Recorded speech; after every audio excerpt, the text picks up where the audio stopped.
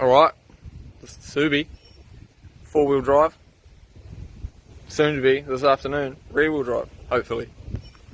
Just got to take the centre diff out and weld her up. Yeah, this guy's got the me safety boots on. Okay, that was a bit rougher than I wanted it to be, but I think that's how we had to do it.